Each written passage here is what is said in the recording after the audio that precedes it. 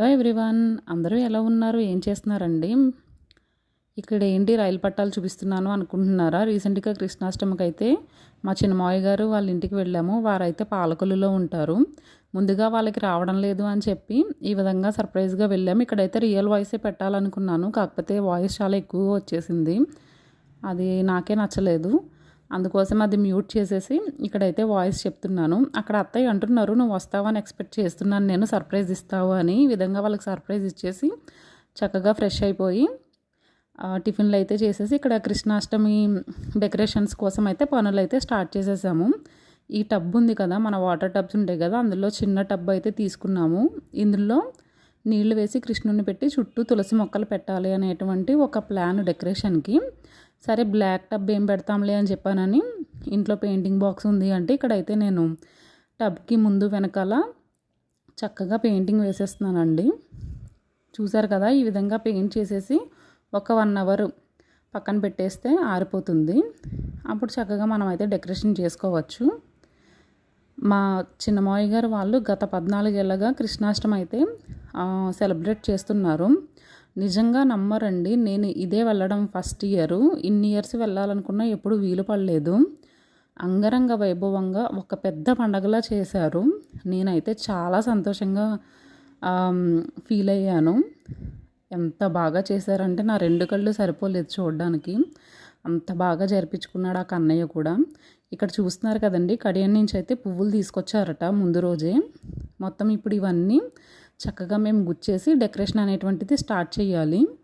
ఈ డెకరేషన్ మధ్యాహ్నం మేము 12 గంటలకు మొదలుపెట్టాము. రాత్రి 2 అయిపోయింది అయ్యేసరికి.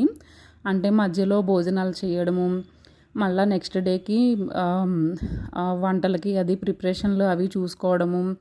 అదే కాకుండా అత్తయ్య ఎవ్రీ ఇయర్ ఖచ్చితంగా ఒక 70 నుంచి 80 మంది ముత్తైదువుల్ని పిలిచి కృష్ణాష్టమి రోజు ఉదయం పసుపు కుంకుమ వాయనాలు ఇస్తారు. వాళ్ళందరి కోసం చుట్టూ కాలనీలో పిలుపులకి వెళ్ళడం, అక్కడైతే వీడియో తీయాలనుకున్నాను, మర్చిపోయాను, కుదరలేదు ఆ రోజు. ఈ విధంగా అయితే చేస్తున్నారు. చక్కగా మేమంతా పువ్వుల దండలంతా గుచ్చేసి డెకరేషన్ అయితే స్టార్ట్ చేసాము. అంటే మేమిద్దరమే చేయలేదండి, ఇంకా మా మావయ్య గారు వీళ్ళందరూ కూడా చేశారు. కాకపోతే చాలా అంటే చాలా బాగుంది, చెప్తే నమ్మరు. కృష్ణాష్టమి రోజు అయితే ఎవ్రీ ఇయర్ వాళ్ళు ఉదయం 7 గంటల నుంచి సాయంత్రం 7 గంటల వరకు భజన చేస్తారండి. స్వామివారి సంకీర్తనలు, కన్నయ్య పాటలు అవన్నీ గానామృతం చేస్తారు వచ్చిన వాళ్ళు. మా మావయ్య గారికి ఒక టీం ఉంటుంది, ఆ టీంలో వాళ్ళు వస్తారు, కంటిన్యూగా చేస్తారనమాట. అసలు ఎక్కడ ఆపకుండా కంటిన్యూగా చేస్తారు.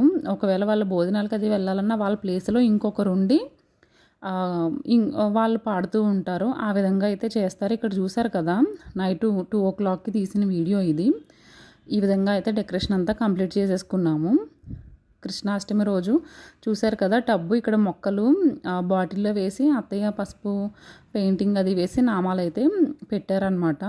ఈ విధంగా అయితే చక్కగా స్వామివారి అలంకరణ అంతా చేసేసాము. నేను మీకు కృష్ణాష్టమి రోజు వీడియో తొందరలోనే అప్లోడ్ చేస్తాను, చూడండి, ఖచ్చితంగా నచ్చుతుంది. చాలా అంటే చాలా బాగుంటుంది వీడియో. వీలైనంత వరకు వీడియో అయితే షూట్ చేశాను అనమాట. నెక్స్ట్ వీడియోతో మళ్ళీ కలుద్దాము. జై శ్రీకృష్ణ.